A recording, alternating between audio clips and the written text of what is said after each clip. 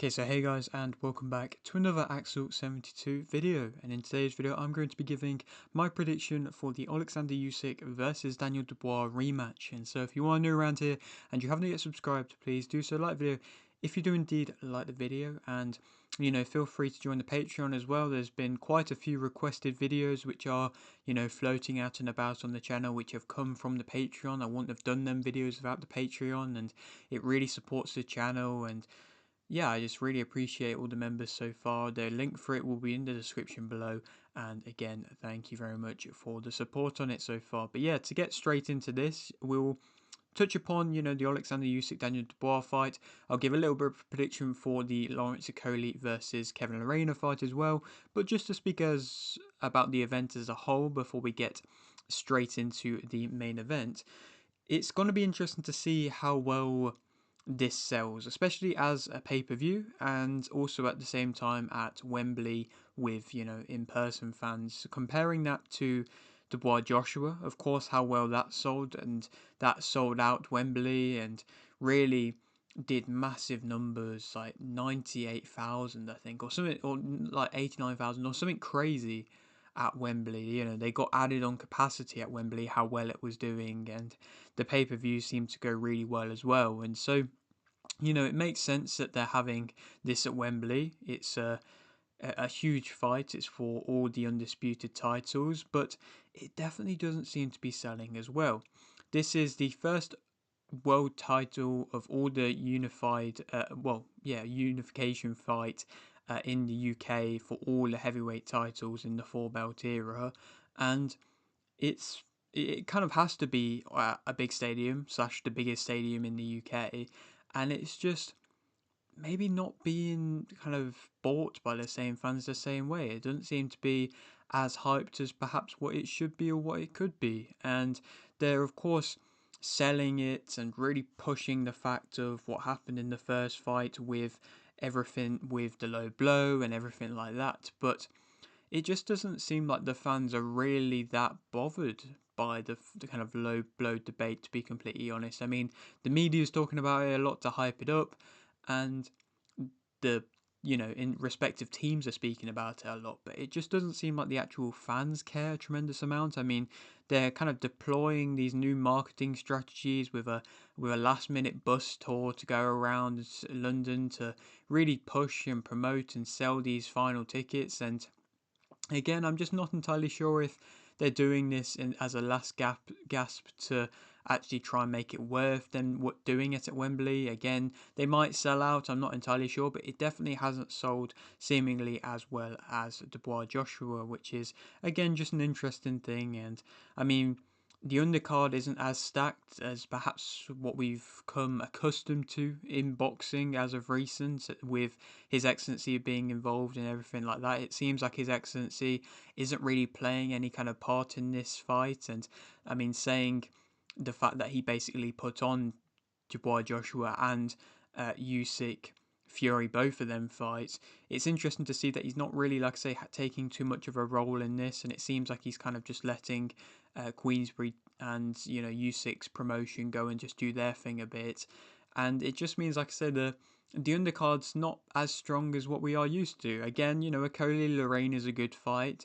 Then Daniel Lapine is a good up and coming fighter and is kind of fringing on world level. And there's a few good Ukrainian fighters which are signed with Oleksandr Usyk's team, and they're getting that opportunity to be on a big card. And again, it might make some entertaining moments and could create some stars in their own right. But again, it's just not really adding to the hype of the entirety of the card and really kind of making the fans want to go and buy the pay-per-view or go to the event. So like I said, it's just something in which I wanted to touch upon and talk about a little bit before I spoke about the main event, which of course is still an amazing fight. I mean, I get so excited whenever I see Oleksandr Usyk fight, and he's such an amazing fighter. He is one of my favourite, if not my favourite, boxer around at the moment, and he is just always entertaining to me as a kind of boxing purist that just enjoys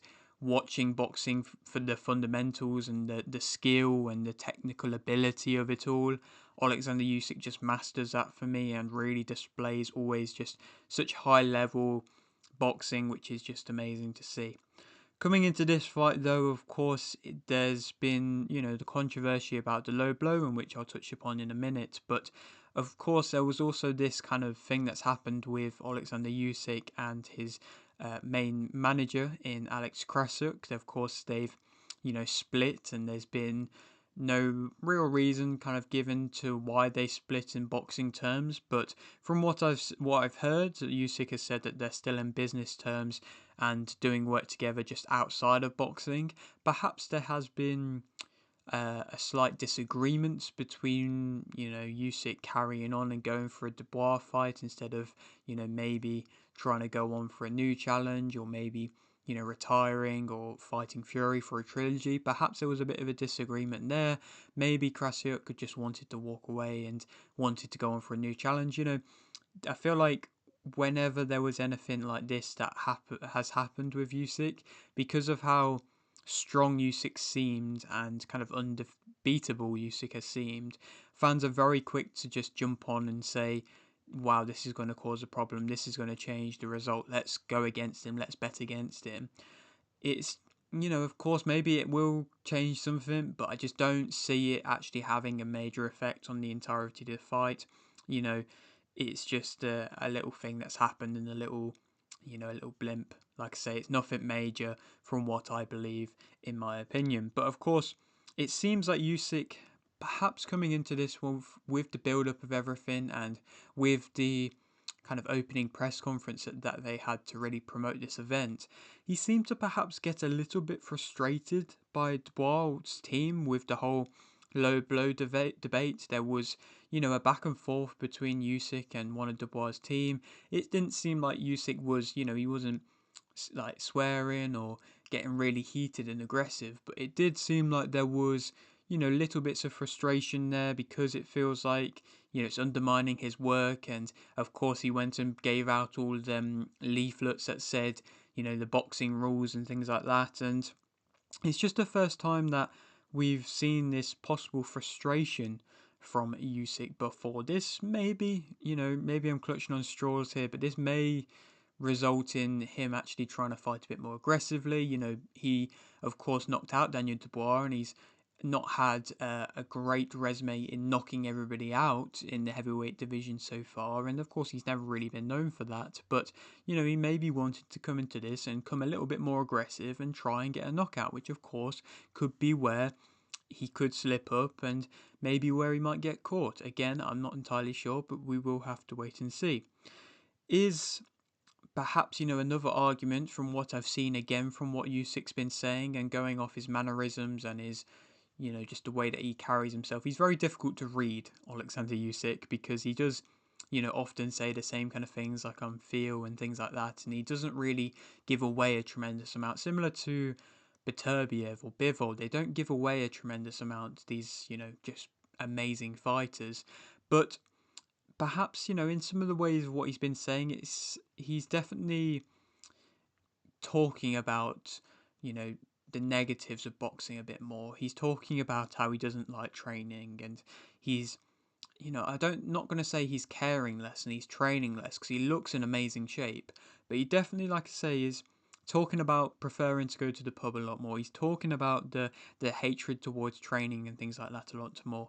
It's, of course, what every person is naturally going to be preferring, but it is just interesting to see that this is kind of the first time that we're seeing maybe a bit more of a human side in the characteristics of what Oleksandr Usyk is saying. Again, he is now going on to pursue becoming two-time undisputed heavyweight world champion. Yes, he never lost in the belts in the first place.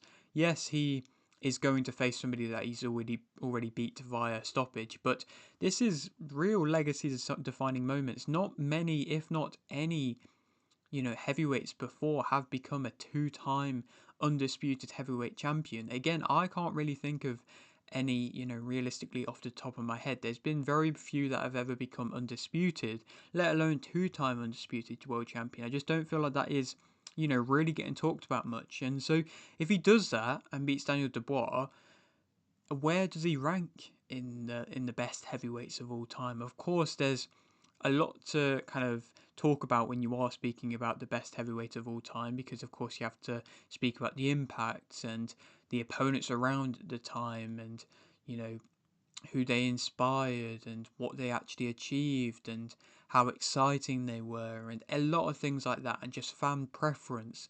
But when you're going off what purely Oleksandr Usyk has achieved in realistically not a tremendously long time in the heavyweight division, it's not like he's been about for, you know, 15 years in the heavyweight division. He's had his whole career there or anything like that. He also achieved so much in cruiserweight as well. You can't forget that. But where does he rank realistically in the best heavyweights of all time, especially if he does become two-time undisputed heavyweight champion?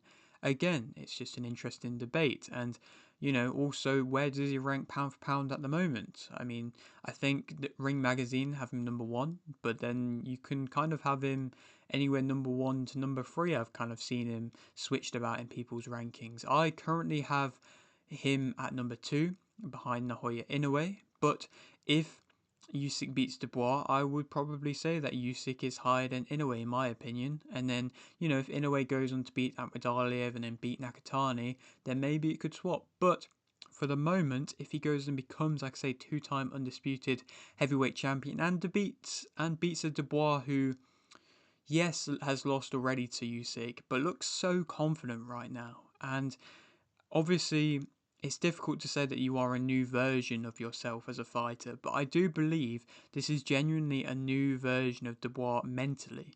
It's a very different type of Dubois, and he isn't questioning himself in fights because he's just been kind of going through all these fights, and he hasn't really been made to question himself a tremendous amount. And yes, maybe the Miller fight, he had to, be able to deal with certain moments of adversity, and he had to deal with the pressure of the AJ fight, of course, but he does look mentally just so confident. And if Usyk is able to dismantle Dubois and really just brutally beat him down, similarly as to what he did in the first fight after getting knocked down with the body shot or the, low blow controversy, then he definitely has the argument to be pound for pound number one and arguably one of the best heavyweights who have ever done it. Obviously there's a debate in which, a few of the elite, but he's definitely up there. And I feel like he needs to be given his flowers there. And, to speak more about Dubois, he's looking so confident right now. And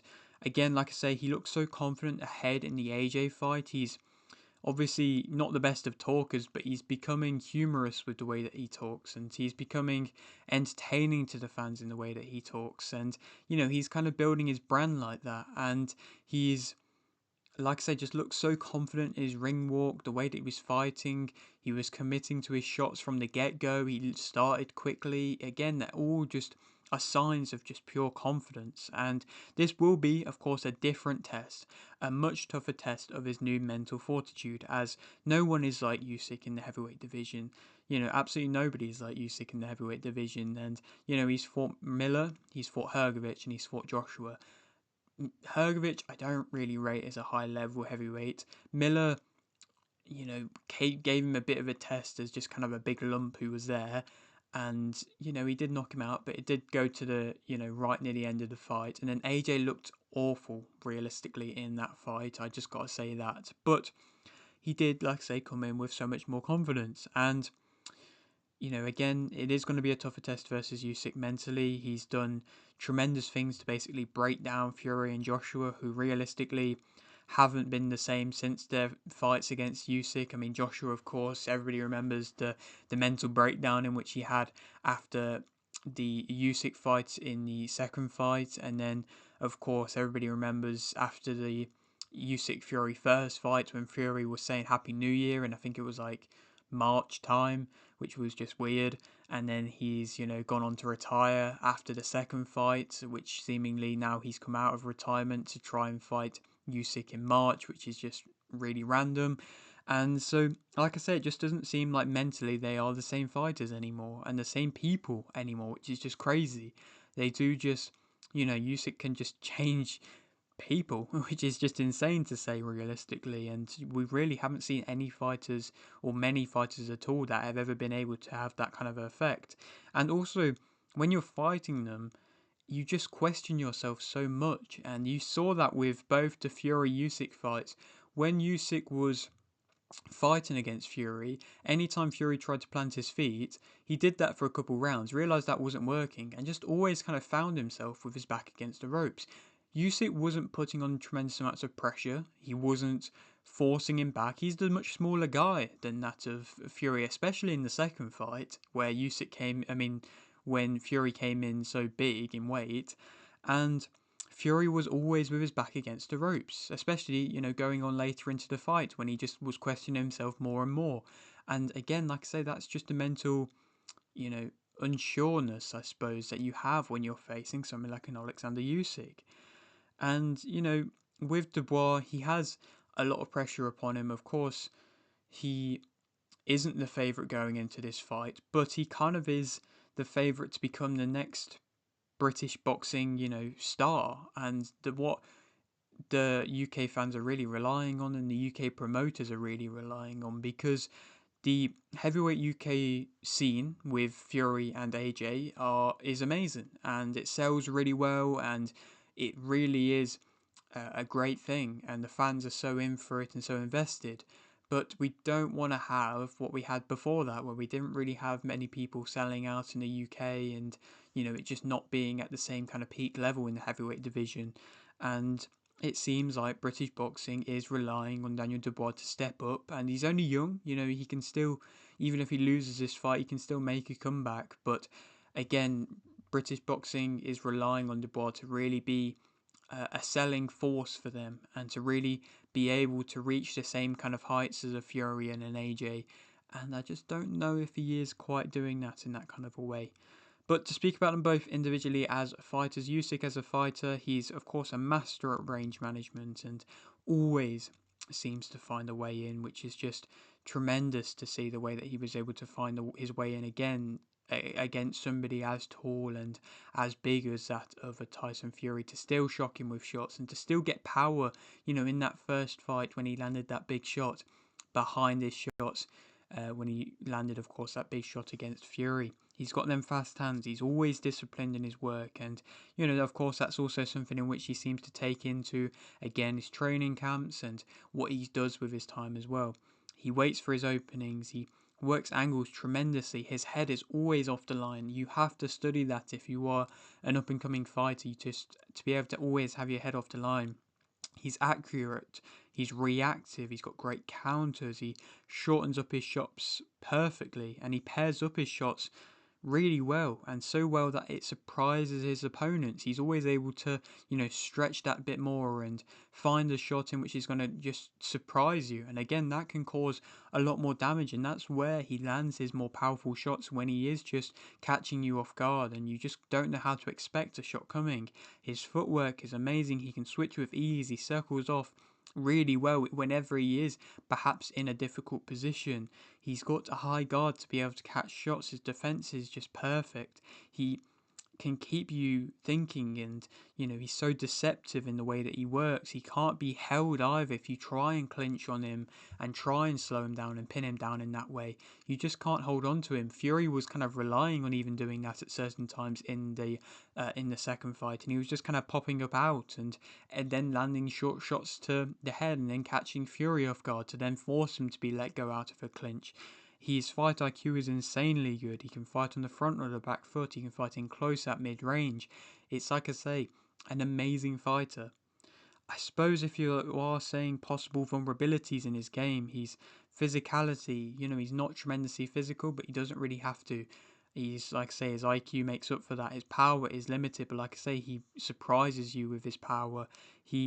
Dubois might not respect Usyk because of how confident he's coming into this fight, and with the fact that perhaps he's not going to be powerfully knocking him out and things like that. But then at the same time, Usyk maybe didn't respect Fury in the power aspect because Fury isn't known for that much power. If he comes in too confident against Dubois, then he might get caught because, of course, Dubois has a tremendous amount of power. He of course, like I say, struggles with the whipping body shots. In the first fight, Fury did catch Usyk with a nice whipping kind of uppercut body shot, which did seem to damage, and that was a similar kind of shot in which Dubois caught Usyk with in their first fight. And then, of course, Dubois is definitely going to try and land that on multiple occasions. And to be fair, Usyk still was vulnerable to it against Fury, and that was after everything that happened with the Dubois situation.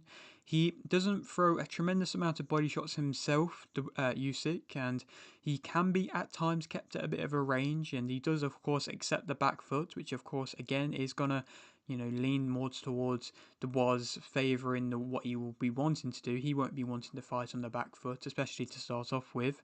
Dubois more so as a fighter, of course, he commits to his punches very well, and that is definitely come with the more confidence throughout time. He's got that big overhand in which he is able to land and often able to find the chin quite well with. His aggressiveness, I think, has improved as well, which is something in which I was needing to see a bit more from, and it seems like I say, it has improved a bit better. His closing of distance, he can do that very quickly, which again is quite a surprising thing. He kind of ducks down to set up, which again can add to a bit of explosiveness and can really create a lot of force into that big overhand. He doesn't smother, which is again nice to see, and he is typically a front foot fighter, and he's definitely deadly from the get-go. So Usyk again is going to have to be switched on from the very start, because I think Dubois probably is going to come into this fight swinging a lot more than what he did in the first fight against Usyk, when maybe he was trying to box with Usyk a bit more. He has a solid base when he's planting his feet, he imposes his size, he walks you down, and he can time you on the back foot as well, which of course is how he was able to knock out AJ. Negatives about him, I mean, he's very tense when he is throwing. That is something in which, however confident he is, it seems like he is always very tense when he is throwing, and flat-footed. His agility is very limited, so of course that's where Usyk is going to, of course, have the upper hand. He throws from quite far away, he headhunts, and yes, he's going to probably not be doing that because, he wasn't really doing that in the first fight against Usyk, but he was doing that against AJ and again against Hrgovic as well, and, against Miller a bit as well. He was headhunting quite a bit, but it's obvious in this fight that he's not going to be doing that. He squares up, he can throw quite wildly, he leaves his head open, he can kind of fall into his shots at times when he comes in quite wildly, and he can get caught with a jab, which of course is what Usyk's going to be trying to do. His defensive movement isn't the best, and he hasn't realistically got the best footwork in general defensively. His accuracy can often be a bit of a problem. Again, like I say, he's often able to find the chin, but his accuracy still can be a problem. He has a bit of a lack of control at times. And if he is still trying to outbox Usyk, it's just really not going to go well, and perhaps that's what he might result to try and do, to try and solve the riddle of Usyk if it goes into the later rounds. Who do I think is going to be able to win? I think that Oleksandr Usyk is going to be able to win via unanimous decision.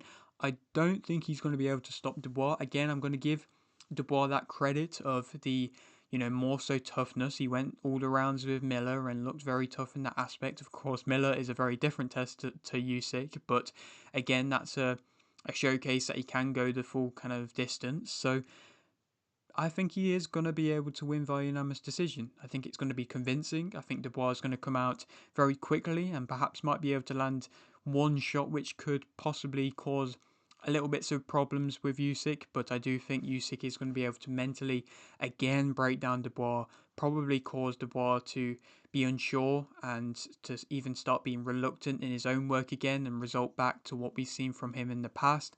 If he keeps going to the body, I think it's just going to get predictable. And I think, of course, that was what was unpredictable about him going to the body and landing that shot in the first place, was the fact that it caught Usyk off guard. If it's just going to be continual him trying to do that, then it's just going to get obvious.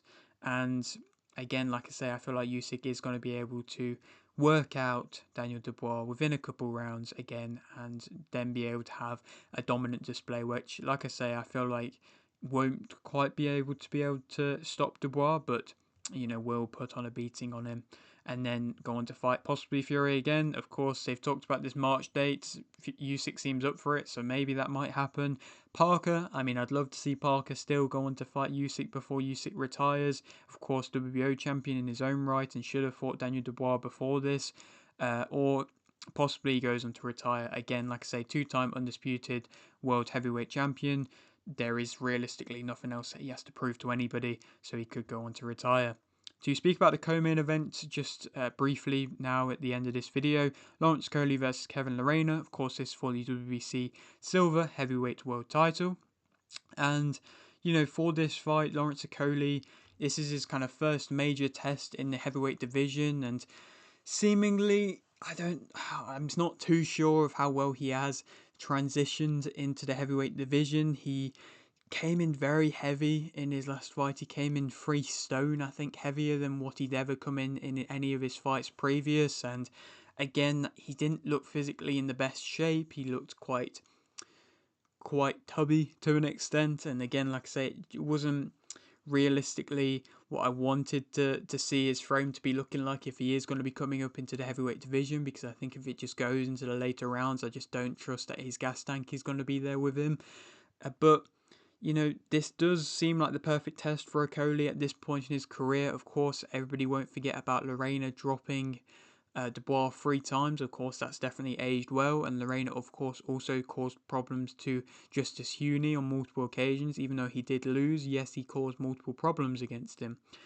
Lerena is a difficult fighter to be able to handle, but he's, never quite made it to a world level where he's been able to, fight for, world titles or anything like that. And so definitely is the perfect test, I feel, for Okolie. And, Okolie, I'm not a massive fan of him, and I don't think he's got a fan-friendly style, and I don't feel like a lot of fighting fans are really that keen on him. But with Joe Gallagher, there has been improvements. Of course, like I say, it's still not very fan-friendly, but I think he is trying to move a bit better now, and he does, land his powerful shots a bit more. It's a bit landing a bit more with his setup work, perhaps improving a little bit. But like I say, still very scrappy, very predictable in his work. And again, like I say, it's going to be interesting to see how he can deal with somebody like Lerena, who can throw a lot and can land a lot, and he's a smaller guy and he has a bit of a bullish type style as he puts his all into his hooks. He is part of a great Queensberry stable, Okolie, and he's going to get backed by Frank Warren, and I'm sure, have big plans for him. They've signed the likes of a Riakporhe. That could be a great fight, and that was meant to happen. The rivalry is there. It was meant to happen, so they'll probably try and book that if it does, if Okolie does go on to win. It's, again, going to be interesting. But Lerena is somebody like Okolie who has come from the smaller weight divisions. He's naturally quite a small heavyweight. He's only 6'1". He has spent time fighting at the bridgerweight division, just like Okolie did. Of course, Okolie made light work of Rizicki when he fought him, and that was at the bridgerweight division. Lerena's had his own success there, and so it will be interesting to see if he can handle him, just like I say. And this is for the WBC Silver Heavyweight World Title. And who do I think is going to win? I think that Kevin Lerena is going to be able to win via unanimous decision.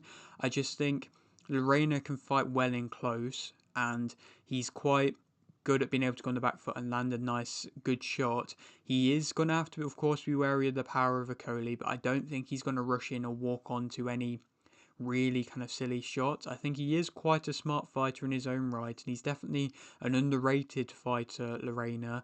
And I think he is going to cause problems to Okolie, which, again, I think Okolie is going to slow down into the later rounds. And Lerena has proven he can go a 10-round distance really well in the heavyweight division. And so again, like I say, I think he is going to be able to win via unanimous decision. It probably will be quite scrappy, but of course that's what we're known to see with a Lawrence Okolie fight, especially whenever he is facing any kind of adversity. Who he could go on to fight next? I mean, Lerena could possibly go on to fight a Huni in a rematch, but now that Huni lost to Wardley, perhaps he might be thinking he's past that now, Lerena. So maybe he might be wanting to go and fight a Wardley. That could be a good fight to, be made next, and perhaps Lerena might even join Queensberry if he beats Okolie. If not, a Jagba or a Hrgovic, they're good opponents who are world level, who haven't got an opponent. It seems like a Jagba won't be rematching Okolie next, and Hrgovic, of course, just beaten Joe Joyce. Again, like I said, I don't really rate Hrgovic too much, but still, he did get a win against Joe Joyce. So again, there's a few good names there floating around in which I feel like Lerena could have good matchups against and could definitely cause problems against. So we will have to wait and see where he goes off to next. But yeah, that is it for today's video. Hope you did enjoy. Like the video if you did need like video, subscribe if you're new, and thanks for watching.